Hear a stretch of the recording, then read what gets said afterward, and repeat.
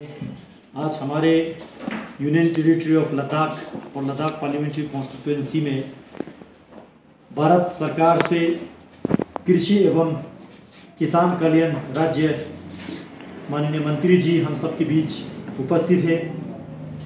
आदरणीय श्रीमान कैलाश चौधरी जी, आपको सबसे पहले लद्दाख में हम स्वागत करते हैं।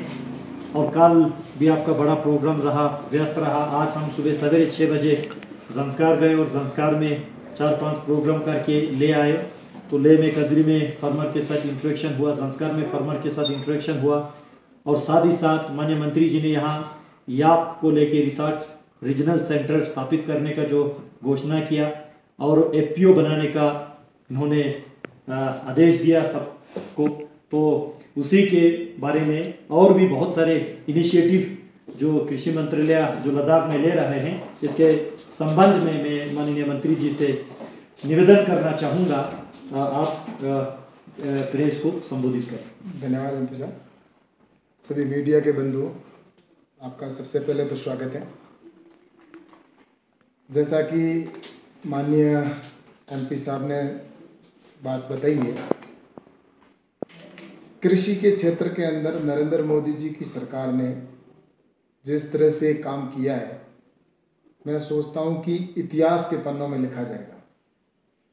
और जिस तरह से कृषि को बढ़ावा देने के लिए प्रधानमंत्री माननीय नरेंद्र मोदी जी ने एग्रीकल्चर के अंदर सबसे पहले तो बजट को बढ़ाने का प्रावधान किया, जहाँ 2013 से पहले कृषि का टोटल बजट होता था वो लगभग 1 लाख और मैं भी चाहूँगा लगभग 21,000 करोड़ के आसपास होता था या 20,000 करोड़ होता था। लेकिन अब वही कृषि का बजट 1 लाख और 30,000 करोड़ से अधिक है, जो कि लगभग उससे 7 गुना अधिक है। तो निश्चित रूप से 2022 तक किसानों की इनकम डबल करना हमारा लक्ष्य है।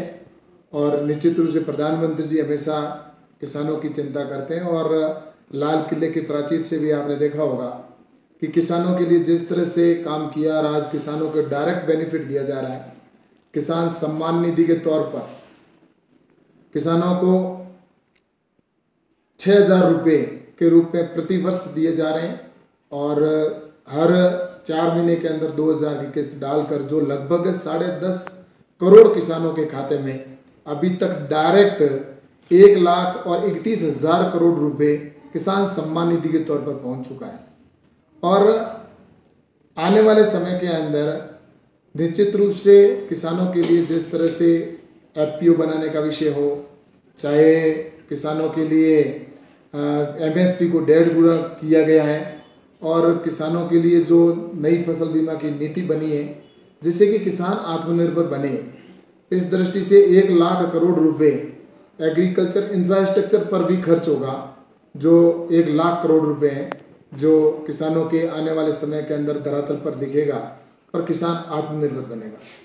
तो इस दृष्टि से इस क्षेत्र के अंदर भी FPO बनाए जाएंगे और लद्दाख के अंदर फार्मर प्रोड्यूसर ऑर्गेनाइजेशन के माध्यम से यहाँ पर किसान स्वयं अपनी फूड प्रोसेसिंग यूनिट लगाएगा, खुद पैकिंग करेगा और खुद रेट तय करेगा और उसके बाद में वो अंतर्राष्ट्रीय स्तर पर और राष्ट्रीय स्तर पर अपने यहाँ के उत्पादन को वो बेच पाएगा।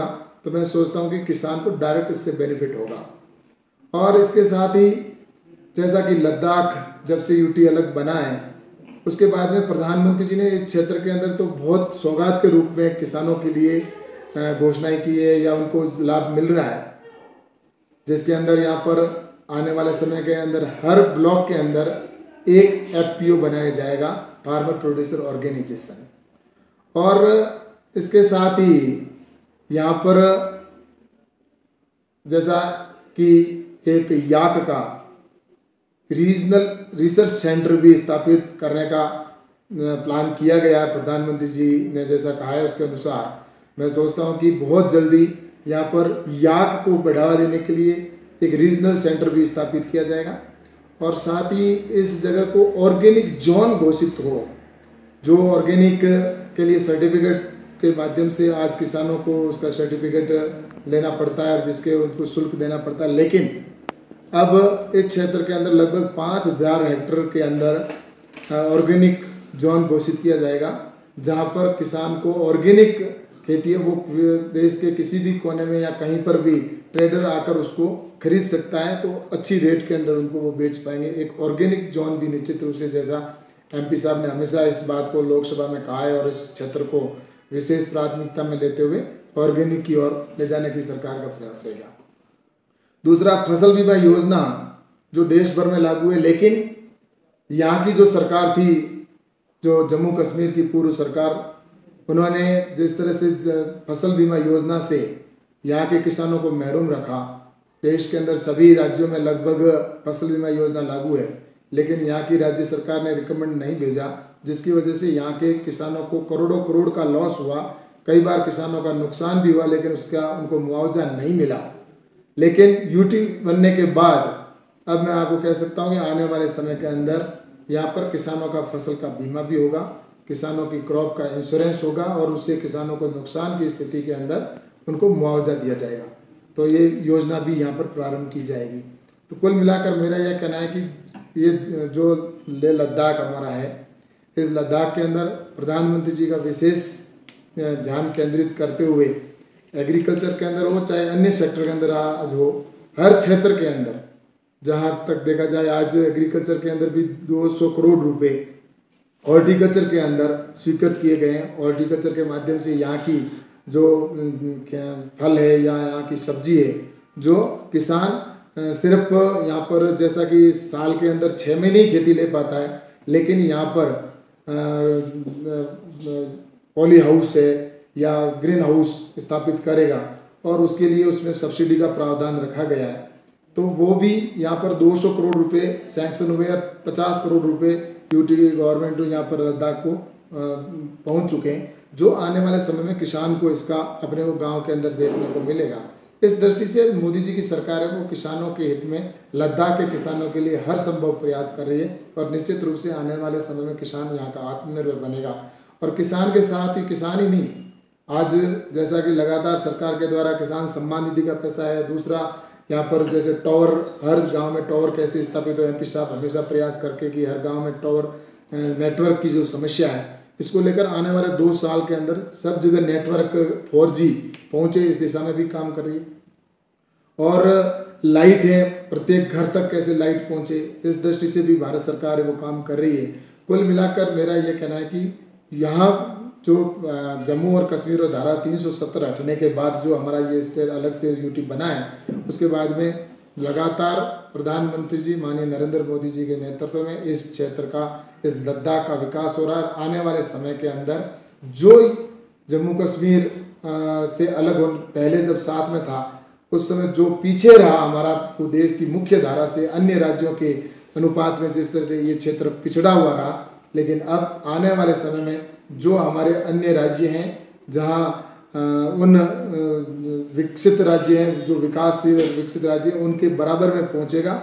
और यहाँ पर जो टूरिज्म है उसके ऊपर भी सरकार खर्च करेगी और निश्चित रूप से टूरिज्म को बढ़ावा देने MP साहब भी प्रयास कर रहे हैं और हमारे प्रधानमंत्री जी का भी इसके ऊपर विशेष बजट का प्रावधान करते हुए आने वाले समय इस क्षेत्र को एक विश्व के मानचित्र के अंदर उच्च स्थान पर पहुंचे, इस दृष्टि से भारत सरकार काम कर रही है।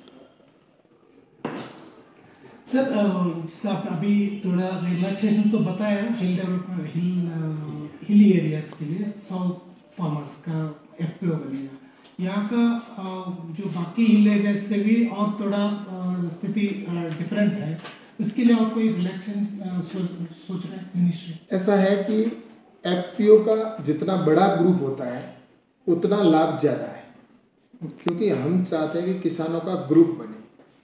अगर उसके अंदर कम किसान होंगे तो उसका उतना उत्पादन नहीं होगा, जिससे उसकी वो प्रोसेसिंग यूनिट नहीं चल पाएगी।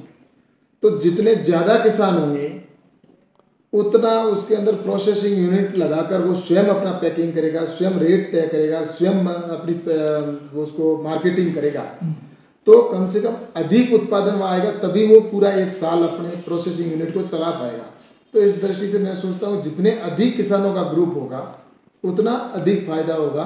और जैसा कि यहाँ पर अन्य जो राज्य हैं जहाँ पर हिली स्टेशन नहीं है, हिली क्षेत्र नहीं है, वहाँ पर 300 किसानों का समूह है, 300 किसान होते हैं, वहाँ उसका रजिस्ट्रेशन एफपीओ के लिए होता है। लेकिन यहाँ पर 100 किसानों का रखा है क्योंकि किसान दूर दूर रहते हैं और साथ ही यहाँ पर जैसा कि छोटे किसान हैं और छोटी जोत है उनकी, इसलिए ये अलग से जहाँ जहाँ हिल स्टेशन या ऐसी समस्या वहाँ पर हमने 100 का समूह रखा है। तो मैं सोचता हूँ कि इस एफपीओ बनने के बाद में जम्मू कश्मीर और ये जो लद्दाख है इसके अंदर किसानों के जीवन के अंदर परिवर्तन होगा। सर एफपीओ के अंदर आप जो फाइनेंशियल जो ब्रेकअप बता रहे हैं थोड़ा इतना कर सकते हैं? एफपीओ के अंदर जो करेंगे उसके अंदर एफपीओ का रजिस्ट्रेशन के बाद इक्विटी ग्रांट के तौर पर 15 लाख रुपए दिए जाएंगे, जिसमें 30,000 रुपये सैलरी मिलेगी एक सीए की, सीओ होगा जो उसका 30,000 रुपये प्रति मंथ सैलरी, और 10,000 रुपये अकाउंटेंट को मिलेंगे, भारत सरकार देगी ये हर वर्ष 3 साल तक ये सपोर्ट रहेगा। इसके अतिरिक्त ऑफिस किराया, office rent, telephone bill, light bill और ट्रेवलिंग जो सीओ उसका या कोई जो किसान होंगे वो अगर ट्रेनिंग लेने के लिए कहीं जाएंगे तो उनके आने जाने का जो ट्रैवलिंग अनाउंसमेंट होगा वो भी उनको किसानों को मिलेगा। तो ये सारा मिलाकर 15 लाख रुपए ये मिलेंगे और ये 18 लाख रुपए मिलेंगे और 18 लाख और 15 लाख रुपए इक्विटी ग्रांट के मिलेंगे। जो किसान 2,000 रुपये एफपीओ में जमा कराएगा तो भारत सरकार भी 2,000 रुपये देगी। ऐसे 750 किसानों तक सहयोग मिलेगा। 100 किसान जुड़ेंगे तो भारत सरकार किसान के हो गए 1 लाख रुपए, 2 लाख रुपए किसान के, 100 किसान के 2 लाख रुपए होते हैं 2,000 के हिसाब से, तो भारत सरकार 2 लाख देगी। जैसे ही किसानों की संख्या 300 हो जाएगी या 200-300 हो जाएगी तो किसानों के 6 लाख होंगे तो भारत सरकार 6 लाख देगी। ऐसे 750 किसान हो जाएंगे, उस समय किसानों के 15 लाख हो जाएंगे 2,500 के हिसाब से, तो भारत सरकार भी 15 लाख रुपए कर देगी। तो ये 15 लाख तक भारत सरकार सपोर्ट करेगी और उसके बाद में किसान से 2-2 हज़ार रुपये इक्विटी के तौर पर एफपीओ लेता रहेगा। ये रकम भारत सरकार किसान से वापस कभी नहीं लेगी। जो 15 लाख और 18 लाख रुपए दिए जा रहे हैं ये किसान के एफपीओ के अंदर ही, किसान उसका एग्रीकल्चर के अंदर ही कहीं पर भी यूटिलाइज कर सकता है। उससे वो चाहे प्रोसेसिंग मिले, चाहे वो रिवर वैन ला सकता है अपनी, या कोई कोल्ड स्टोरेज बना सकता है, वेयर हाउस बनाए, कुछ भी बनाए इंफ्रास्ट्रक्चर के लिए, वो उसका उस एफपीओ के अंदर उपयोग ले सकता है। वो पैसा किसान के पास रहेगा। तो सर, जिस तरह से लद्दाख में कुछ ऐसे गांव भी है, पूरे लद्दाख में लेह और कारगिल में, जहाँ पे पानी की कमी रहती है, तो वहाँ पे लिफ्ट इरिगेशन का क्या सुविधा होगा सर? ऐसा है कि पानी के लिए भी जैसा कि सरकार प्रयास कर रही है लगातार, और लिफ्ट के लिए हमारी सरकार की जो योजना है उसके अंदर ड्रिप इरिगेशन है, सोलर से आप पानी को निकाल सकते हैं, तो सोलर की स्कीम भी है और स्प्रिंकलर्स के द्वारा भी है, इसमें सब्सिडी का भी प्रावधान है। और वो जिस तरह से देश के अन्य राज्यों के अंदर जैसा मिलता है वैसा ही लद्दाख के किसानों को भी उसका लाभ मिलेगा। और जहाँ नदी चल रही है, लगभग नदी के किनारे पर अगर कोई उसका पानी का उपयोग ले सकता है तो किसान लेकर उसका खेती के अंदर, और इसके अतिरिक्त डिगी भी बना सकता है। नरेगा के माध्यम से भी, जैसा कि एमपी साहब बर प्रयास करेंगे, आने वाले मनरेगा के माध्यम से आने वाले समय में किसान के खुद के खेत के अंदर एक पॉन्ड बने, तो वो पॉन्ड भी बनाने के लिए भारत सरकार है वो इसके अंदर स्कीम ला रही है, जिससे कि वहाँ यहाँ के किसानों को उसका बेनिफिट मिलेगा।